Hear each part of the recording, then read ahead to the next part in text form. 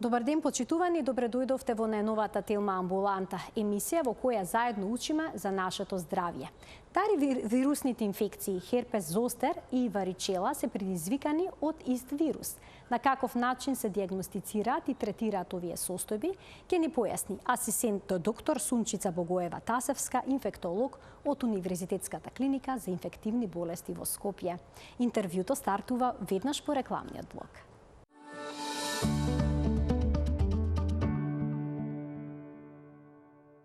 Херпес зостер е вирусна инфекција предизвикана од вирус поради кој што добиваме варичела, односно овчи сипаници или пак меѓу народот познати како крупни сипаници. Колку време по контактот со заразено лице можеме да добиеме симптоми на сипаница, на каков начин се пренесува вирусот, како да се намали јадежот на кожата, зошто се јавуваат лузни понекогаш и дали секој што има прилежано варичела може да добие херпес зостер во животот. Имаме навистина многу прашања кои што ги упатиме на денешната гостинка, асистент доктор Сунчица Богоева-Тасевска, инфектолог од Универзитетската клиника за инфективни болести во Скопје. Докторке, добре ни дојдовте во студиото. Добро ве најдов. Споменав дека се работи за истиот вирус, херпес зостер, варичела. Кој вирус предизвикува ваква болест инфективна? Варичела зостер вирусот спаѓа во групата на алфа херпес вириде, заедно со уште неколку вируси, тоа се херпес симплекс вирусот, потоа цитомегаловирусот и Епштеин-Бар вирусот. Кога за прв пат организмот ќе дојде во контакт со варичела зостер вирусот, обично се јавува едно заболување, така наречена варичела или овчи сипаници, познато кај народот. Веднаш по преболедувањето на ова заболување се јавува сероконверзија, односно се создаваат антитела во организмот, кои што ќе не штитат понатаму во текот на целиот живот, се со цел при повторниот контакт да не добиеме варичела. Меѓутоа, овој вирус не исчезнува од нашиот организам, туку останува да тлее во сензорните ганглии на задните рогови од ребетниот мозок. Значи мирува во нас? Да.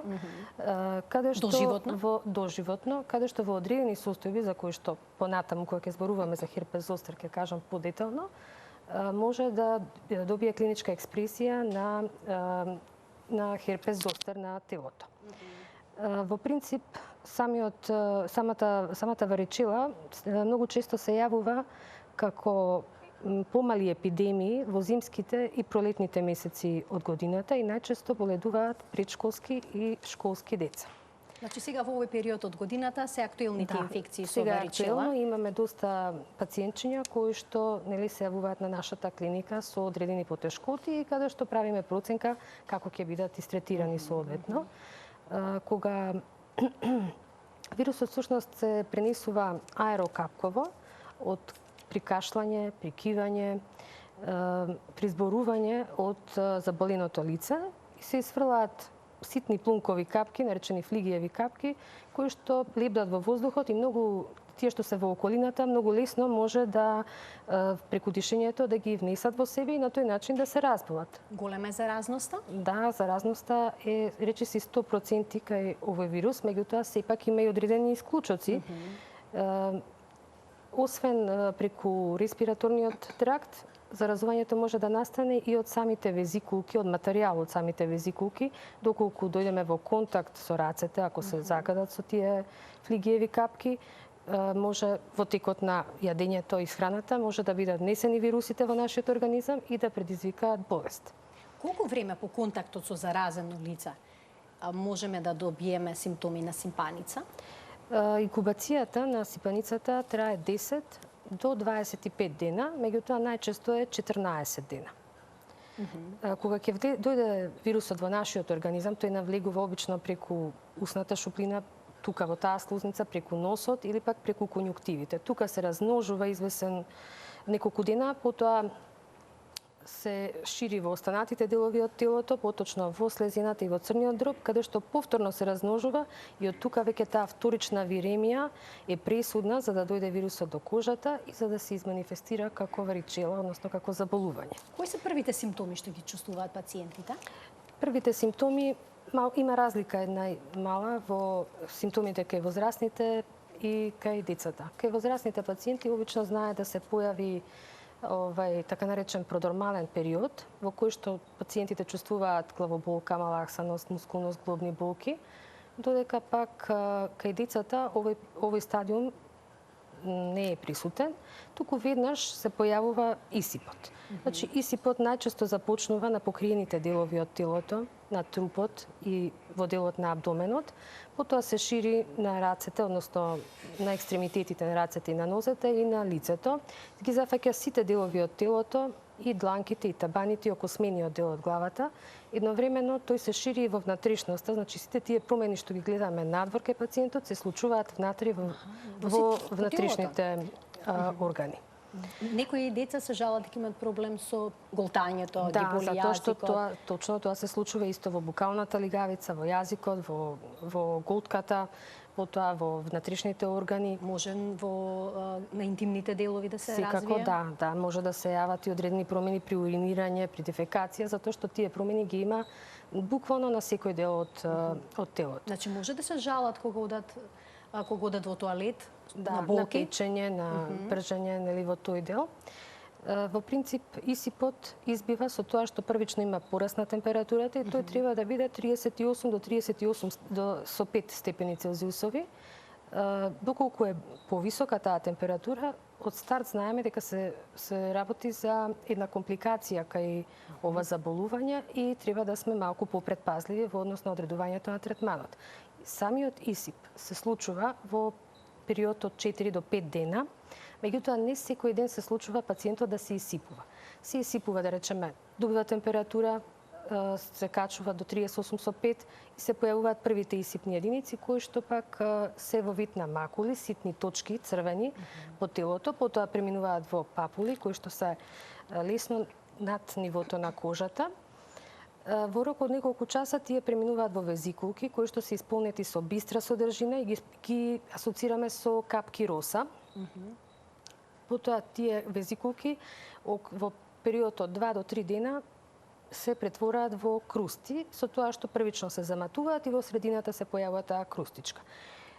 Многу треба да сме внимателни, тоа ќе кажеме во делот кога ќе зборуваме за лекувањето, на хигиената на кожата, бидејќи токму овие ерозии, везикулки кога ќе прснат, може многу лесно да се воспалат. Бактерии секаде имаме по кожата, значи тоа е нормално. Дел од нормалната флора. Во нормалната флора може да навлезат тука во везикулката и да предизвикаат гној. Со загнојувањето потоа се создава можност за понатаму појава на цикатрикс, односно лузничка по кожата, кое што пак доколку е во лицевата регија, секако е дека еден непријатен момент. Значи лузни остануваат само доколку се инфицираат папулите, односно меурчињата. Доколку не се инфицираат, нема да има никаков проблем. Затоа тоалетата на кожата е многу важна во текот на ова заболување. А децата знаат да ги чешаат, да ги гребкаат тие места кои што им се иритирани. Што советувате во однос на тој проблем? Како да се смири јадежот? Треба ли да ги сечеме и ноктите на дечињата? Сега, ноктите дефинитивно треба да се добро исечени, соодветно. Потоа ако е поголемо дете, тоа разбира дека не треба дека ќе остане да ги чепка, дека ќе остане лузна, меѓутоа кај помалите деца во минатото се правели некои картонски манжетни во лактите за да несвесно не се чепкаат и да не се создадат. Се чешаат. Така.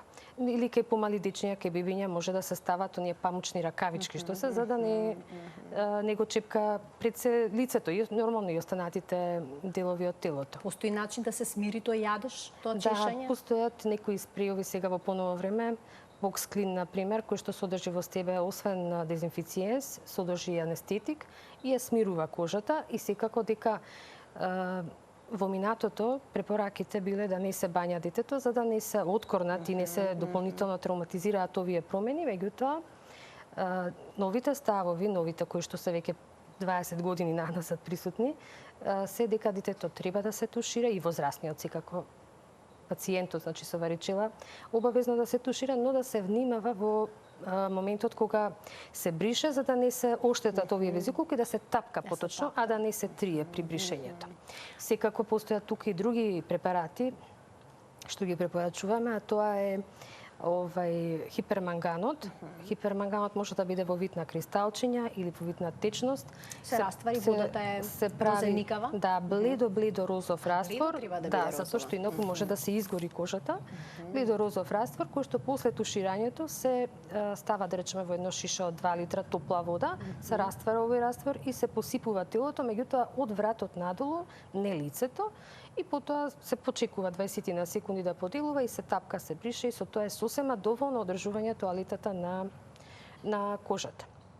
Порано се користеше течна пудра, со кој што се мачка овие именно, меурчиња за да се исушат. Така, да се Сега не исушат. се советува да се применува Така е. оваа процедура. Зошто? Затоа што на тој начин се затвараат порите на кожата и дополнително се создава можност за појава на суперинфекција на овие промени. Така да тоа веќе е исфрлено од употреба. Значи само туширање, Само туширање. дезинфекција, како што споменавте, со хиперманган, и Така. тоа е доволно. Тоа е доволно за тоалета на кожата. Дали ова треба се применува и кога се јавуваат? Се јавува исипот во оние налети проследени со температура, кога излегуваат секако меурчињата? само и самата температура, верувајте, со туширањето ќе се намали за 1 до 1,5 степен, значи нема да има потреба ни да се дава парацетамол, бидејќи имунолошкиот систем така работи за да се одбрани од надворешните причинители. И температурата не е наш непријател, туку напротив, начин на кој што нашиот организам се бори на тој начин со надворешните нокси и не треба да настојуваме по секоја цена да ја симнеме, туку доколку таа е дека е 38 степени Целзиусови, да оставиме организмот самиот да се бори со причинителот, без разлика дали станува збор за варичела или било кој друг причинител. Доколку вакви меурчиња палпули се јават во косата, што да се прави, како да се одржува хигиена во тој дел на телото? Вообичаено треба по нежни шампони, купки, детски, бебешки поточно, за Значи, да не може еритира. косата да се измие? Секако, не секој ден, меѓутоа може да се еднаш неделно да се измие и косата, не е ништо страшно. Нема да се случи ништо несакано. Откако ќе излезат сите овие палпули во текот на 4-5 дена од оние налети на исипи, како продолжува да се развива болеста? Во понатамошниот тек на болеста, значи настануваат крусти и тие крусти обстојуваат некаде 6 до 7 дена и потоа отпаѓаат. Како што кажав, исипот излегува во налети. Првиот ден ќе се добие исип, потоа вториот ден нема да има температура, нема нови исипни единици. Дури третиот ден се јавува повторно порасна температурата, повторно нови макули, папули кои преоѓаат во везикули и понатаму во крусти. Третиот ден, односно четвртиот се извинувам, веќе немаме нов исип. Петиот ден повторно нов може да се види, така да во еден момент се јавуваат различни исипни единици, односно може да се случи да имаме и крусти и везикулки и папули едновремено и тоа се вика полиморфизам на исипот, што е многу карактеристичен за варичелата. Колку време пациентот е заразен? Пациентот е заразен до моментот додека не се создадат крусти. Значи сите крусти сите исипни единици кога ќе преминат во стадиум на круста, веќе пациентот не е заразен.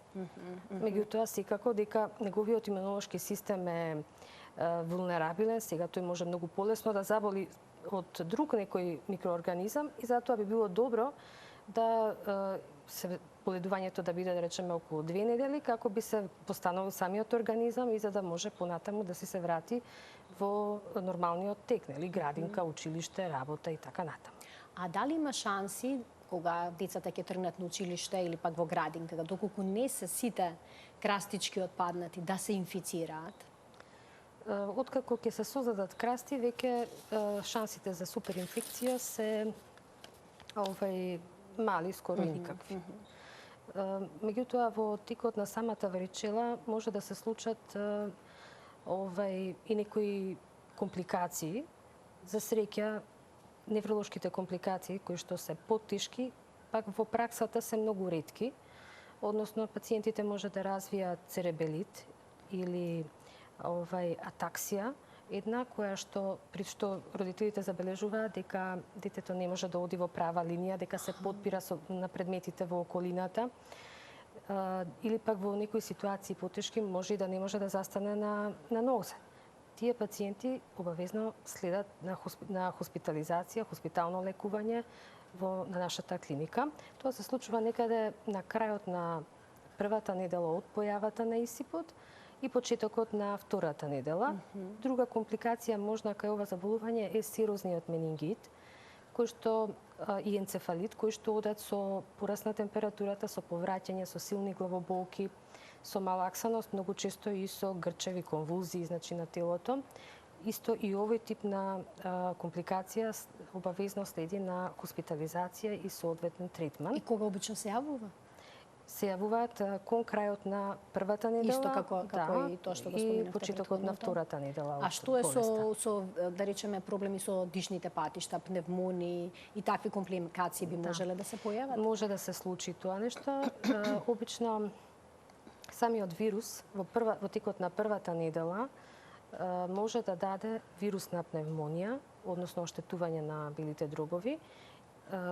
Меѓутоа може да се случи и некаде после 5-тиот ден од болеста бактериска суперинфекција, при што може да се јави бактериска пневмонија во склоп на варичелата. Во првиот случај се оди со третман со антивирусен лек, односно ацикловир, а во вториот случај се даваат антибиотици за да се среди ова инфекција бактериска. Велат дека варичелата е подобро да се прележи што порано во детството. Зошто е тоа така? Точно, варичелата е најдобро да се прележи во предшколската или школската возраст. Сега има одредени состојби, например, кога децата се заразуваат и многу порано, после, да речеме, во вториот, третиот, 8-миот месец после раѓањето. Тука има една специфика со тоа што мајката откако ќе го роди детето, му предава соодветни антитела доколку таа прележала во минатото варичела, кои што пак антитела се во циркулацијата на детето во првите 4 до 5 месеци и го штитат ова новороденче и доколку дојде во контакт со варичела, тоа може да заболи, но ќе има лесна форма на варичела. За разлика од дечињата кои што се на 8, 10, 12 месечна возраст, кои што ќе имаат потешка форма на варичела, бидејќи веќе тие антитела од мајката не се присутни во неговиот организам. Добро е да се прилежи во детската возраст, бидејќи кај возрастните пациенти секогаш ова заболување оди потешко. Ова е детско заболување, како и сите други ангини, морбили и така натаму. Значи, сите тие во детската возраст многу полесно се прележуваат отколку од страна на возрастните пациенти. Кај возрастните пациенти исипот секогаш е многу погуст, компликациите почести, пневмониите пред се на прво место се присутни кај овој тип на пациенти, така да препораката е да се прилежи во детската возраст, а особено за девојчињата кои што во иднина треба да бидат мајки и кои што доколку се случи да дојдат во контакт со вирусот на варичела за прв пат во текот на бременост, тука имаме повеќе сериозни моменти на проследување, доколку тоа се случува, да речеме, во првиот триместар од бременоста, може да се засегне органогенезата на детето, односно да се јават одредени малформации кои што може да се манифестираат со отежнување во развојот на екстремитетите, атрофија на прстите, потоа може да се јави ментална ретардација, може да се јават конвулзии како компликации и така натаму. Потоа, доколку пак истото се случи кон крајот на бременоста, тука исто има една специфика, доколку мајката добија варичелата неколку дена, односно 5 дена пред да се породи, тоа ќе прилежи таа варичелата, самиот плод може да се јави со варичелозни промени по телото, меѓутоа бидејќи мајката имала време да создаде антитела, дел од тие антитела ќе ги пренесе и ова детенце ќе помине варичелата полесно во споредба со децата, односно новородените кои што ќе се родат доколку мајката заболи последните 5 дена од варичела. Во тој случај детето нема антитела од мајката и тоа мора само да се бори, веќе нема оформен тој се уште имунолошки систем и тука навистина има сериозна состојба. Давањето на лекови е отежнато затоа што дозите се многу специфични, не е зрел црниот дроб да го изметаболизира самиот лек и тука многу често имаме и летални исходи. Значи, затоа е најдобро да се прилежи во детството и особено тоа важно за девојчињата. А постои ли некаква заштита, вакцина, има ли за варичела? Да, има профилакса за вакцината. Ефикасна ли е за варичелата? Бидејќи кај нас не се дава. Така, во нашиот календар на имунизација вакцина против варичела нема, меѓутоа таа на пример е во редовен календар на имунизација присутна во Соединетите Американски држави и во некои други земји. Меѓутоа за децата кои што да речеме се лекувани од некои малигни заболувања и се во ремисија на тоа малигно заболување, на пример некоја леукемија и други малигнитети, деца кои што имаат хронични автоимуни заболувања, оштетување на бубрезите, нефротски синдром, колегите од педиатрија за нив организираат да се вакцинираат против варичела и на тој начин да се заштитат. Да, вакцината е жива, атенуирана и е многу ефикасна доколку се даде кај овие дечиња. Кај нас не се дава од проста причина што најголем дел од децата поминуваат со една полесна форма на заболување и да не се оптеретува, да речеме, дополнително имунолошкиот систем. А откако ќе се прележи варичела, дали имунитетот е доживотен? Односно, може ли некој да прележи по втор пат, бидејќи има луѓе што тврдат дека 2 пати прележале варичела? Така. Во самата најава кажав дека со преболедувањето на варичелата се создаваат антитела во организмот кои не штитат во текот на целиот живот. Втор пат прележување на варичела не може да се случи, иако да постојат некои студии каде што имунокомпромитирани пациенти со леукемии, со лимфоми и така натаму давале податок дека во детството прележале варичела, меѓутоа тоа се само анамнестички податоци од пациентот, а не серолошки докажано дека пациентот прележал. Значи, не може да се случи втор пат да прележиме варичела. Некогаш варичелата е толку, да речеме, во лесна форма, може да помине и со 1 до 2 промени, кои што може и да не бидат нотирани од страна на родителот на детето и да не знае дека всушност ја поминала варичелата, но затоа се тука серолошките тестови. Дијагнозата на ова заболување пред се поставува клинички, односно врз основа на тоа што го гледаме кај пациентот, нас како специјалисти на инфективна клиника ни е сосема доволно за да поставиме дијагноза. Но и доколку имаме некаква двојба, постојат серолошки тестови, ELISA тестови, со кои што докажуваме дека пациентот прележал или пак има во моментот варичела. Да ги поканиме докторке гледачите да се вклучат во денешната Телма амбуланта со нивни прашања, почитувани. Од овој момент емисијата е контактна. Асистент доктор Сунчица Богоева-Тасевска, инфектолог од инфективната клиника во Скопје, ќе даде одговори и појаснување на сите ваши дилеми поврзани со варичелата, но и со она за што сега во продолжение на емисијата ќе зборуваме, а тоа е херпес зостер. Докторке, дали секој од нас што има прележана варичела може во животот да добие херпес зостер, бидејќи ни појаснивте, вирусот по прележувањето останува во нашето тело доживотно и мирува? Да, секој од нас е кандидат да развие херпес зостер во некој период од животот. Обично тоа се случува 50 на години после прележувањето на варичелата. Направено едно испитување, една студија во која што е установено дека кај лица над 65 годишна возраст околу 45% прележале барем еднаш во животот херпес зостер. Херпес зостер може да се јави како резултат на пад на клеточниот имунитет, кој што пак може да се случи травма, тешка психичка травма, загуба на блиска личност и слично, физичка травма, повреда на организмот, екстремна физичка активност, напор.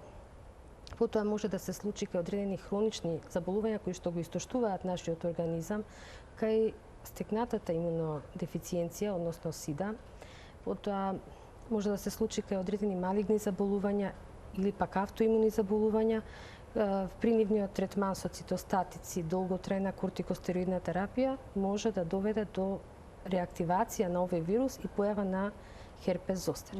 Херпес зостерот во принцип се случува првично со појава на чувство на трпнење и болка во еден регион од телото и потоа во тој дерматом се јавува едно лесно за црвенување и се јавуваат исипни единици слично како кај варичелата, односно тие макули, папули и везикули, со тоа што овој пат се малку поизразени, покрупни и наместа конфлуентни и отприлика за 2 недели тие се претвораат во крусти. Херпес зостерот може да зафаќа еден дерматом или 2 до 3 дерматоми од телото, обично се јавува на едната страна од телото. Најчесто се зафатени интеркосталните нерви, односно обично се јавува во делот на градниот кош, но може да се јави и сакрално, лумбално, може да се јави на вратот или во лицевата регија, која што е малку посериозна варијанта на херпес зостер, која што оди со сите овие одат со болка. Меѓутоа, болката што се чувствуваат пациентите при зафаќање на лицевиот нерв и пред се на делот на гранката што го инервира окото, така наречен херпес зостер офталмикус, е многу сериозна состојба во која што може да дојде и до оштетување на видот. И трајно да биде тоа. Затоа треба да се даде соодветна терапија кај овие пациенти навремено, која што се состои во давање на антивирусен лек, на прво место ацикловир како лек кој што дава најмалку странични ефекти. Меѓутоа, обавезно и лекови кои што ќе ја купираат болката, тоа се вика постхерпетична невралгија. Кај возрастни пациенти оваа постхерпетична невралгија може да трае неколку месеци, за разлика од оние што се на средна возраст или пак деца, зашто и кај деца може да се случи. Деца може да се јави што не би очекувале, нели? Тоа е куриозитет, меѓутоа се случува кога мајката е бремена и детето интраутерино во стомакот на мајката ќе ја прилежи варичелата и веќе кај тие дечиња уште во раното детство на година-две може да се случи да развијат херпес зостер. А доколку на мала возраст прележале варичела, 3-4 години, да речеме, може ли на 10 години веќе херпес зостер да добијат? Освен некоја имунодефициентна состојба, како што кажав, леукемија, лимфом и така натаму, значи не би требало ваков проблем да се. Кај деца вообичаено не би требало. Има двајца гледачи кои што очекуваат вклучување во денешната емисија. Ќе им дадеме предност да ги слушнеме нивните прашања. Добар ден за првиот од нив. Добар ден. Повелете во програмата. Така, киркичката има година и 2 месеци. Пред точно 2 месеци беше заразена од овчи сипаници. Значи на точно една година, меѓутоа во многу лоша форма, немаше температура, меѓутоа беше буквално цела нафрлана, немаше место каде што немаше осип. Сега некаде на некои места на лиценцата, значи веќе има лузнички. Јас би сакала сега од истински причини би сакала да прашам докторката дали има можност со некакви препарати тоа да се санира. Ние конкретно поксклин мачкавме, меѓутоа многу беше нафрлано детенцето и мислам неизбежно беше дека ќе има дупчиња. И само би сакала да прашам дали има решение за лузничките што се по телото, на кожата, така ви благодарам. На лицето конкретно ми е заради тоа што е девојче. И сакав да прашам после колку време од прележување на сипаниците би можело да продолжам со вакцинација. Така, ви благодарам за вклучувањето во програма. Повелете, докторке. Значи, во врска со лузните што настануваат, постојат одредени препарати, како што е контратубексот, кои што го препорачуваат за лузни, така да мислам дека ако гледачката проба да го мачка детенцево со овој препарат, дека ќе има соодветен ефект, меѓутоа велам тоа треба да се употреби во што поскоро од како се настанати лузните, да не се чека многу време. И во консултација секако со дерматолог. До сега сме имале вака позитивни ефекти од искуства од овој препарат. А во однос на вакцинацијата, бидејќи паднат имунитетот по прележувањето на варичела? Во принцип, месец и по до 2 е периодот во кој што е доволно за да настане едно возвраќање на имунолошкиот систем и може да се отпочне со редовната имунизација. Ќе слушнеме уште едно прашање од гледач. Добар ден. Ало, добар ден. Во програма сте, повелете. Вака, имам едно прашање до докторката. Се работи, јас сум 37 години. Од пред неколку години, значи ми се јавува херпес симплекс. Сега кај мене прашањето поточно за херпес симплекс. Дали е нормално, ми е прашањето, да ти се јави во рок од 3 месеци 2 пати херпес симплекс, со тоа што сум направила целосна крвна анализа, се е во ред, Значи испитувано од регија? мислам целосна крвна анализа со ТСК, со сите да речем параметри. Така, а на кои делови на телото ви се јавува? Која регија е опфатена? Така, обично ми се јавува кај лицевиот нерв, значи кај до окото. Кај окото. Да немате некој прашање, докторке? Добро. Дали како како да постапувам за војднина, освен што да речем обраќам внимание на имунолошкиот систем, со подобрување земав да пијам алоe вера, таблети за подигнување на имунолошкиот систем. Што друго дали би можела нешто плюс да додадам, за да не ми се јавува да речем на тој краток период повторно. Така. Ви благодарам. Ви благодарам и на вас за вклучувањето во програма. Повелете, доктор. Херпес симплекс е исто така вирус роден со варичела зостер вирусот, спаѓаат во истата фамилија. Во принцип има луѓе кои што реагираат на одредени стресни ситуации, кога паѓа имунолошкиот систем или пред циклус кај некои личности знае да се јави такво нешто, појава на херпес, обично околу усните или на окото. Како што кажа пациентка, се извинувам, гледачката, пред се треба да се работи на подигнување на имунолошкиот систем или пак може да се земе од страна на матичниот лекар, може да биде ординирано таблетки ацикловир, кои што пак ќе влијаат врз овој вирус понатаму и се со цел да не се појавуваат вакви повторни епизоди. Тој вирус е многу исто така контагиозен, треба да се внимава нели кога ќе се третира, затоа што локално се мачка маста цикловир, да не се фаќаат други делови од телото, бидејќи многу лесно може да се пренесе и на другите делови од телото. Значи во основа е пред се подигање на имунолошкиот систем со соодветен начин на исхрана, со внес на соодветни витамини пред се од групата Б. Ако се може избегнување на одредени стресни ситуации или толерирање на истите, едноставно вежбање, нема друг начин како да се ослободиме од овој вирус. Уште едно прашање од гледачке слушнеме. Добар ден. Да го слушнеме прашањето на следниот гледач во денешната Телма амбуланта. Добар ден за него. Добар ден, убав ден. Ви благодарам. Имајте вие убав ден, повелете. Благодарам. Поздрав до докторката и до водителката. Ви пожелувам се најубаво. Јас сум 72 годишна старица, више баба и така натаму.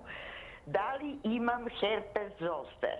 Од причина што ретроактивно 10 години, мене на 1-2 години ми се појавуваат без болка, без ништо, коме урчиња полни со водичка. Јас порано ја користев маста и тоа поминуваше, како што рече докторката. Меѓутоа сега ги чекам, ја истерувам водата и ставам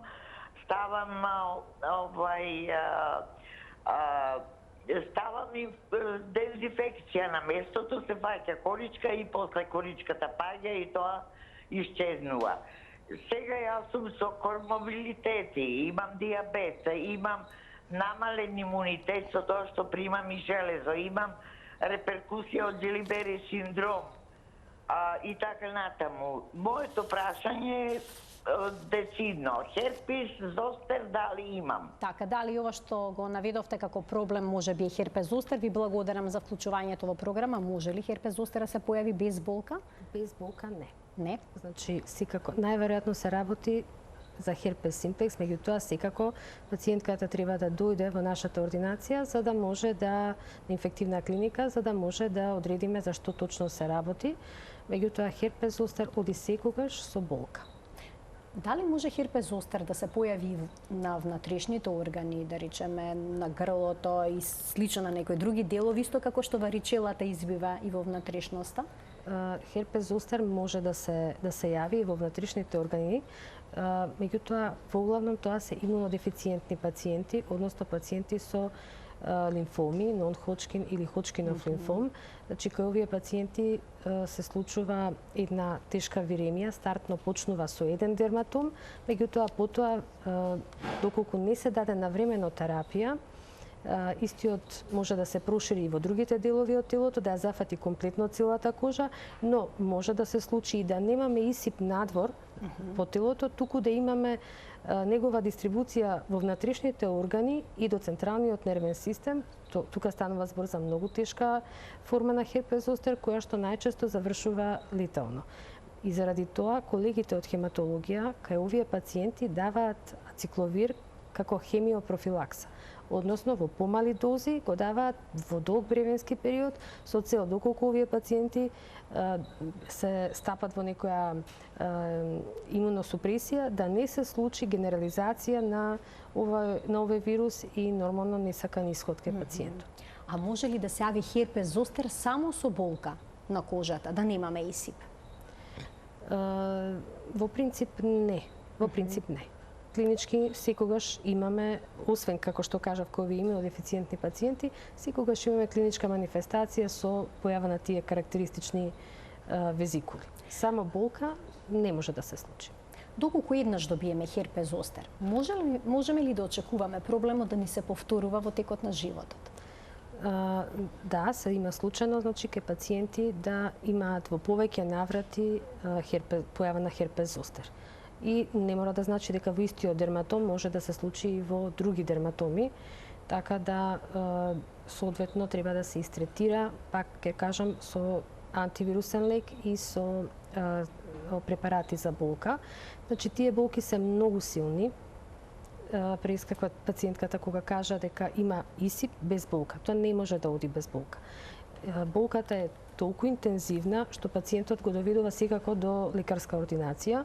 Во третманот се даваат нестероидни аналгетици, меѓутоа и тие некогаш може да не помогнат, заради што има потреба да се дадат и тродон, да речеме, и некогаш дури сме во контакт со колегите од неврологија, па се даваат одредени препарати, антиепилептици или пак антидепресиви кои што имаат исто така способност да ја купираат оваа болка. Посебно изразена болката кај пациентите, како што кажав, кои што имаат манифестација на херпес зостер на лицевата регија или пак кога зафаќа гранката на нервус офталмикус, односно делот кој што го инервира окото. Тоа значи дека клучно е да го одржуваме нашиот имунитет и да се обидеме колку повеќе можеме да се заштитиме од стресот и стресните ситуации. Така.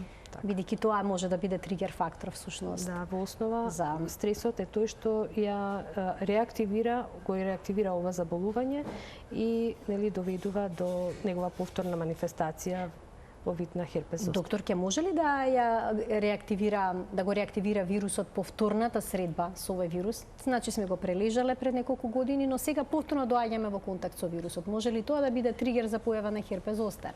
Не. Повторниот контакт на организмот со варичела вирусот може само да иницира создавање поголеми количини на антитела во нашиот организам и на тој начин да се заштитиме при повторната средба со истиот. Освен овие антивирусните средства, витамините од групата Б, аналгетиците, тоалетата на кожата што треба да се спроведува и кај варичелата и кај херпес зостерот, постојат и варичела зостер имуноглобулини, кои што пак се од донори кои што во скоро време прележале варичела или пак евентуално херпес зостер. И овие имуноглобулини обично се даваат кај мајки кои што се бремени, а кои што не прележале варичела, се со цел да не се развие варичела или доколку се развие да биде тоа една полесна форма. Се даваат кај новородени кои што се родени, да речеме, од мајки кои што во последните 5 дена од бременоста имале варичела, потоа кај лица кои што се имунокомпромитирани, а немале во животот прележано варичела, не даваат податок таков, се со цел да се, како што кажав, спречи појавата на болеста или пак доколку се појави да имаат одредени одбранбени механизми и да не се развие тешка форма на заболување. Оние кои што се повозрасни и одамна имаат прележано болест, има ли кај нив логика да се даде вакцина за варичела за да се заштитат од појава на херпес зостер, например? Па нема основа тука, затоа што вакцината што прави, го сензибилизира нашиот организам да создава антитела. Ние антителата ги имаме во нашиот организам. Само имунолошкиот систем е тој кој што доколку потврли во дадени состојби, како истоштувачки тренинзи, истоштувачки заболувања хронични, може да доведе до реактивација на Така. на Значи вирусот. паднатиот имунитет всушност е Така, најголемиот да, сојузник на така е. херпес зостер. Доктор, ќе ви благодарам многу за денешното гостување и за сите појаснувања поврзани со оваа тема, со варичелата и херпес зостерот. Многу дечиња во моментов поминуваат низ оваа болест и сметам дека навистина беше корисно родителите да слушнат што може да преземат во овие моменти за да им ги олеснат симптомите на нивните деца, а и оние кои што се соочени со повторувачки херпес зостер состојби, што да направат. Па, јас ви благодарам на поканата и пак би апелирала до семејствата кои што имаат заболени со варичела, прво и основно да се обрне внимание на хигиената на кожата, туширањето, да не се користат оние пудри со кои што ќе се запушат порите на кожата, да внимаваат на имунолошкиот систем на детето, во смисол исхраната да биде протеинска, а не јаглехидратна, и доколку има некакви отстапки во температурните криви, ако се појават повисоки температури од тоа што претходно 38,5 што напомна, споменавте. да се обратат до својот матичен лекар, доколку има потреба да дојдат на нашата клиника да бидат проследени соодветно. Уште еднаш ви благодарам за гостувањето, а им благодарам и на гледачите што не следеа и денеска со внимание. Ви посакувам пријатно попладне. До гледање.